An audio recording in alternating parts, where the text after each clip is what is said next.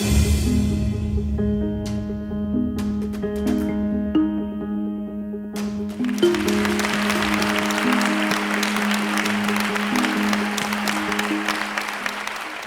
1er janvier 1948, mes parents se réveillèrent, complètement différents de ce qu'ils avaient été la veille. Ce jour-là entra en vigueur la Constitution de la République italienne.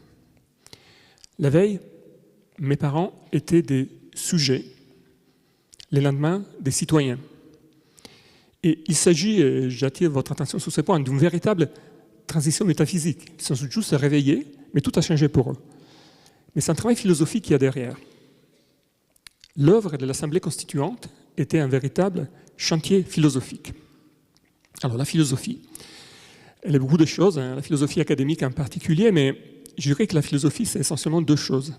C'est un travail d'ingénierie conceptuelle, donc on crée de nouveaux concepts, et un travail de négociation conceptuelle. Il y a des situations de transition, d'urgence, dans lesquelles les vieux concepts semblent ne plus être bien en fonction, ne marchent bien, ou ils ne nous satisfont plus. Nous voudrions en proposer de nouveaux, plus adaptés, qui nous permettent de mieux voir les choses et d'agir de la meilleure des manières. Ainsi, à un certain moment de son histoire, il arrive qu'un pays passe d'un régime monarchique, avec en prime une dictature, à un régime républicain, comme cela s'est produit en Italie après la Seconde Guerre mondiale. Des personnes concrètes, Antonia, Paolo, leurs amis et parents, étaient sujets et se sont retrouvés citoyens du jour au lendemain. Alors, deux concepts, c'est là l'ingénierie conceptuelle, deux concepts qui sont apparentés mais bien différents, celui des sujets et celui des citoyens. Ils créent des attentes différentes, déterminent des procédures différentes, rendent licites ou illicites des comportements différents, donnent aux personnes une image d'elles-mêmes très différente, ainsi qu'une perspective différente sur le monde et sur leurs possibilités d'action dans le monde. Au cours de cette transition, on négocie donc les concepts et leurs composantes. Et c'est un travail long, c'est délicat. Il est fait d'argumentation, de contre-argumentation, d'expérience de pensée, d'évaluation des conséquences du changement conceptuel. Les vieux concepts s'avèrent inappropriés. Mais pas seulement. Nous voulons recomposer des dissonances cognitives, des distances cognitives, parce que nous sommes dépassés par une situation que nous ne connaissions pas. Alors, je suis Roberto Casati, on l'a dit, je suis philosophe, je dirige un laboratoire de sciences cognitives et mon travail essentiellement c'est d'essayer de comprendre comment l'esprit représente le monde, et moi je travaille en particulier sur la représentation des espaces, des petits espaces mais aussi des grands espaces, en particulier de l'océan et de ce qui est contenu dans l'océan, les vivants océaniques. Donc je vous ai parlé de la négociation conceptuelle comme exemple pour plonger dans des images qui sont un peu différentes, celles que vous voyez défiler à l'écran et qui sont les distillés d'années d'observation très patiente de Saïma Amlaoui du Muséum d'histoire naturelle et qui est membre comme moi de l'association Plancton Planète, donc une association qui essaie de porter les planctons sur l'avant de la scène. Alors, il y a toute cette vie de n'importe quelle goutte de la mer que vous avez vue dans la vidéo précédente. Là, en l'occurrence, c'est plutôt le lac du Bois de Vincennes. Mais il y a de la vie partout, en fait. Ce sont de belles formes, des formes extraordinaires, aux symétries anciennes. Alors, Plancton Planète, c'est le nom de l'association, mais c'est parce qu'on a réuni l'étymologie des planctons et des planètes, qui est la même. C'est l'errant, ce qui bouge. La planète est une étoile qui n'est pas fixe. Les planctons bougent. Il ne peut pas bouger tout seul, mais il est fait bouger par la vague, par les courants. Les planctons habitent la Terre depuis des milliards d'années. Et comme tous les micro-organismes, il est à la jonction entre les mondes moléculaires, du tout petit, et les mondes macroscopiques des plantes, des animaux, mais aussi des pierres et des montagnes. Parce que les planctons ont accompli au moins deux choses très importantes pour nous. Il a travaillé pour nous et il fait encore des choses très importantes aujourd'hui. Alors, pendant des milliards d'années, les phytoplanctons, le plancton végétal, il a libéré l'oxygène en l'extrayant de l'eau. L'oxygène, il faut le voir, pour nous c'est très important, mais pour les plantes, c'est un déchet, quelque chose qu'il faut rejeter, un déchet de la photosynthèse. L'oxygène, après avoir saturé l'océan, a aussi envahi l'atmosphère, il a rouillé tout ce qu'il pouvait rouiller, et ensuite, il a commencé à saturer l'atmosphère également, et il a rendu la vie possible aux vivants terrestres. Pendant des milliards d'années également, les planctons ont séquestré le carbone, toujours la photosynthèse.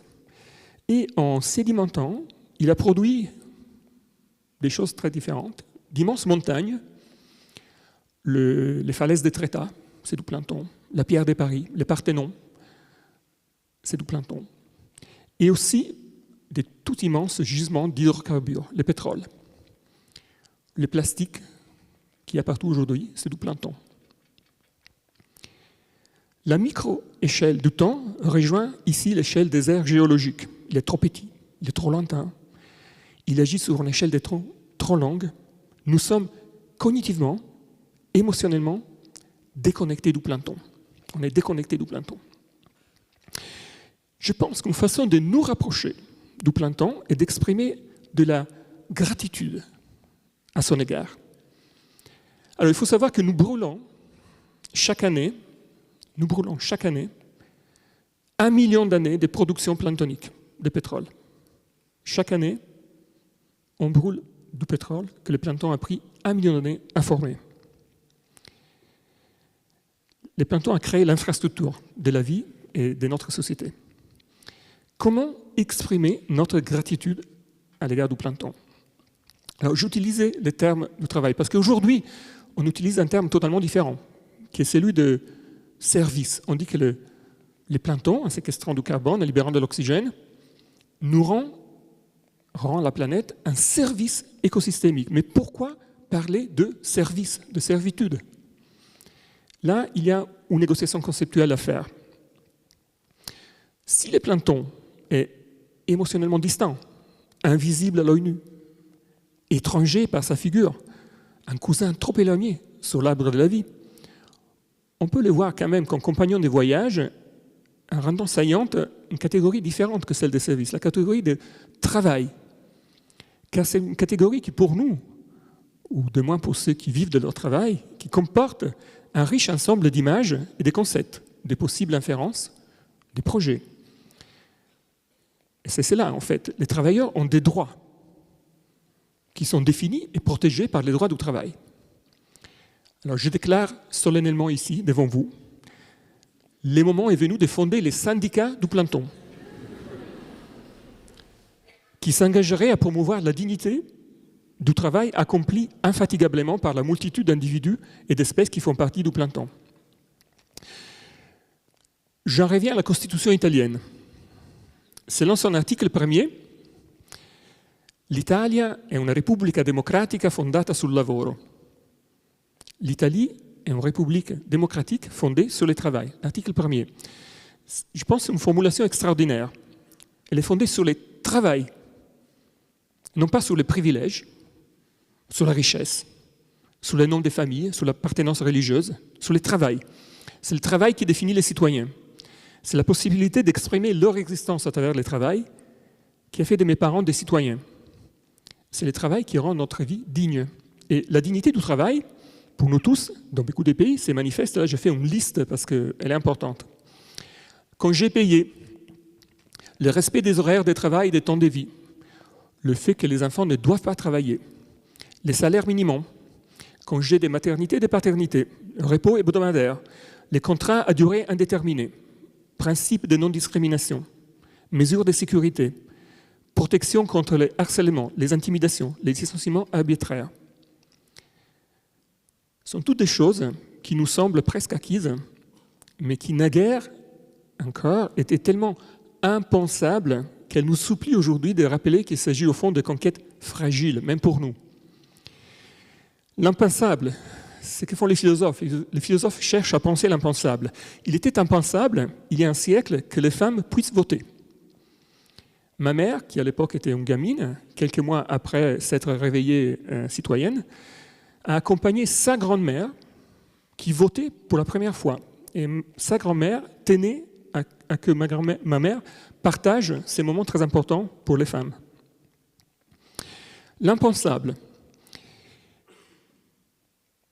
En appliquant la catégorie du travail au plein temps, nous voulons rendre visible son activité et les conditions pour l'accomplissement de ses fonctions.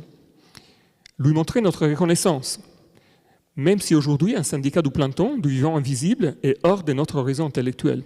C'est impensable. Mais pour défendre ses droits à la dignité au repos, à des horaires soutenables, à une rémunération congrue, à des mesures de sécurité, un travailleur humain détient les droits de ses syndiqués. Qu'est-ce que fait un syndicat? Le syndicat transforme un rapport de force en un rapport de droit. Aujourd'hui, entre les États et la biodiversité, la force est actuellement du côté des intérêts humains, parce que la biodiversité, en tant que telle, ne détient pas de droits. L'idée d'un syndicat du plein temps pourrait alors jouer sur la solidarité entre travailleurs, sur notre connaissance de ce que le travail est, en particulier le travail dans la dignité, pour proposer non seulement des mesures attendues, comme les repos saisonniers ou les congés reproductifs, mais aussi des mesures nouvelles, comme la portabilité d'un bagage de droits à travers des aires géographiques qui, aujourd'hui, sont totalement normées par les nations qui les possèdent. Les plein temps est les migrants par excellence. Il est apatride, il est difficile à ranger dans une cage géographique. Et donc, si de nos jours le travail exige toujours plus de mobilité, sans protéger de manière adéquate, et semble vouloir faire de nous tous des migrants dépourvus de droits, l'imagination juridique, j'insiste sur ce terme, l'imagination juridique peut créer des instruments qui défendent tous les travailleurs, sur terre comme sous la surface de la mer. Et ce qui vaut pour nous peut aussi bien dès aujourd'hui s'appliquer au plein temps. Alors, ce que nous mettons en œuvre pour les plein temps aujourd'hui pourra un jour nous protéger, nous. Je vous remercie.